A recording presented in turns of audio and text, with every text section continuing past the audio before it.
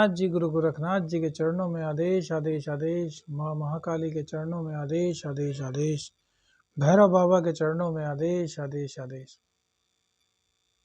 Astro Chabahar मंत्र YouTube channel पर शाबर मंत्र साधक प्रवीण आपका स्वागत करता है।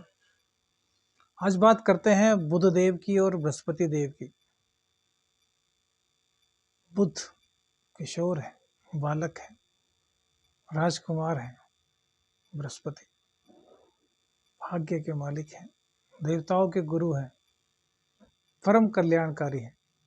हालांकि बृहस्पति की दशा में काफी दुखों का सामना झेलना पड़ता है कलयुग में, लेकिन बात आज उस चीज की नहीं कर रहे। आज बात कर रहे हैं कि बृहस्पति और बुध के किस प्लेसमेंट से आपकी वाक सिद्धि होती है या फिर ज्योतिष बनने के चांस भी बनते हैं।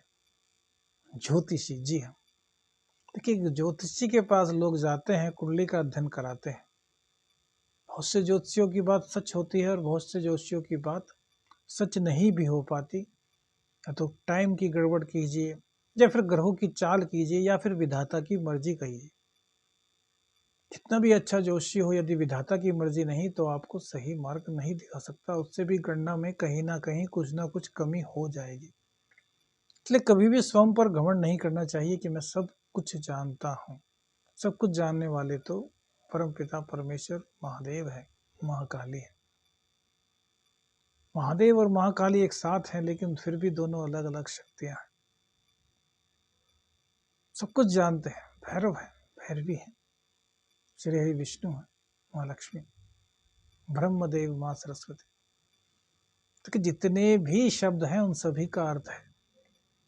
अब एक ज्योतिषी के पास लोग जाते हैं तो यही आशा करते हैं कि वह अच्छा बताए, जबकि ज्योतिषी का फर्ज वास्तविकता से उनको अवगत कराना है। तो कभी भी किसी ज्योतिषी के पास जाए तो यह मत आशा लेकर जाएं कि वह अच्छा बताएगा। भैया जो कुंडली में आपकी होगा वही बताया जाएगा। कुछ बुरा चल रहा है तो उसका समाधान भी वह बताएगा। अब ज्योतिषी की बात सच हो, यह कैसा ग्रहों से होता है, तो आज इसी बात की बात करते हैं कि वाक सिद्धि कैसे मिलती है। तो कि वाणी के कारक बुधदेव को माना गया है। अब बुधदेव किशोर है, राजकुमार है, तो उनका स्वभाव है वह भी पूरा उसी तरह का है। अब बुधदेव वाणी भाव में बैठ जाए तो थोड़ी दिक्कत होती है। हालांकि इसके लाभ भी हैं, यही नहीं कि दिक्कत है। हमने कहा ना, हर सिक्के के दो पहलू होते हैं, तो लाभ भी हैं और हानि भी है। लेकिन आज बात वह नहीं, बात है कि वाक सिद्धि कैसे मिले।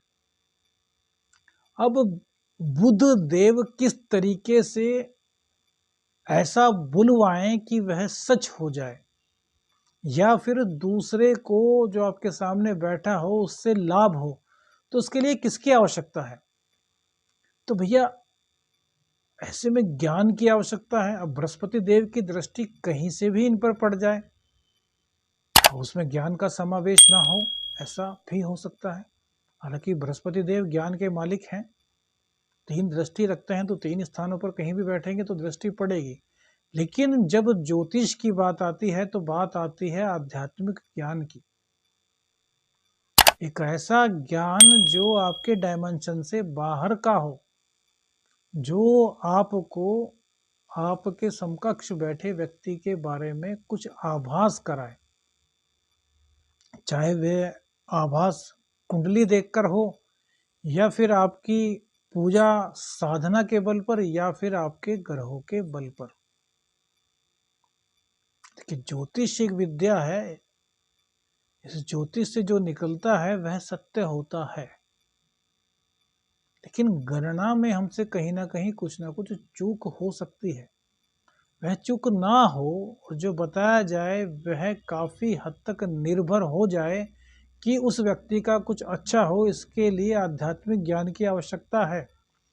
तो ऐसे में आध्यात्मिक ज्ञान या गुप्त ज्ञान का जो मालिक कहा जाता है वह अष्टम भाव कहा जाता है, सप्तम से द्वितीय। तो यदि बृहस्पति देव यहाँ पर बैठे हो तो भैया आपका अध्यात्म तो बढ़ जाएगा। हालांकि बृहस्पति देव जहाँ बैठते हैं उस घर का नाश करते हैं। वो गुप्त ज्ञान है, तो कहीं ना कहीं वो चीज़ खैर छोड़िए, अलग कभी फिर चर्चा करेंगे। लेकिन यहाँ से आपको गुप्त ज्ञान मिलेगा, क्योंकि द्वितीय में यदि बुध देव मिल जाए, बैठ जाए, तो उनकी दृष्टि 7वीं बृहस्पति देव पर अर्थात अष्टम भाव पर होगी, और गुरुदेव की दृष्टि सीधी द्वितीय भाव पर होगी। अर्थात बृहस्पति और बुध आपस में एक दूसरे के सामने बैठ गए। यह हुआ एक योग कि आपकी वाक सिद्धि होने के योग बन गए। आप जो बताएंगे उसमें चांस यह बनते हैं कि वह ज़्यादातर ठीक हो, लेकिन इसके चांस और अधिक कब बढ़ेंगे? जब द्वितीय और अष्टम में बृहस्पति और बुध आपस के एक दूसरे के घर चेंज कर लें। जैसे कैसे? सपोज कीजिए वृश्चिक लगन है, वृश्चिक लगन में द्वितीय भाव किसका हुआ? बृहस्पति देव का। बृहस्पति देव यहाँ पर नवम भाव, उसमें अष्टम भाव में बैठ जाएं, और जो बुध देव हैं यानी अष्टम के जो स्वामी है वो द्वितीय भाव में बैठ जाएं, तो इंटरचेंज भी हो गया और एक दूसरे के सामने भी बैठ गए, तो ये बना महावाक सिद्धि योग। तो यदि किसी ज्योतिषी की कुंडली में, किसी साधक की कुंडली में, या फिर किसी आम व्यक्ति की कुंडली में भी यह योग है, तो वह देखे कि वह जो कहता है अक्सर वह पूरा हो जाता है। और यदि साधक और ज्योतिषी की कुंडली में हो जाए तो भैया सोने पे सुहागा, उसको बहुत हेल्प मिलेगी। क्योंकि एक तो उनके पास ज्योतिष का ज्ञान है, साधक के पास साधनाओं का ज्ञान है, और दूसरा यह योग उनकी कुंडली में परिलक्षित हो गया, तो इसका लाभ ही लाभ है। तो यदि आपकी कुंडली में भी ऐसा योग है, तो आप देखिए कि जो हमने कहा वह सही होता है या नहीं। वीडियो अच्छी लगी तो लाइक, शेयर, कमेंट्स और सब्सक्राइब जरूर कीजिएगा, और चैनल को ग्रोथ करिएगा, क्योंकि यह सब आपके सहयोग से ही हो सकता है। श्रीनाथ जी, गुरु गोरखनाथ जी के चरणों में आदेश आदेश। अलख निरंजन।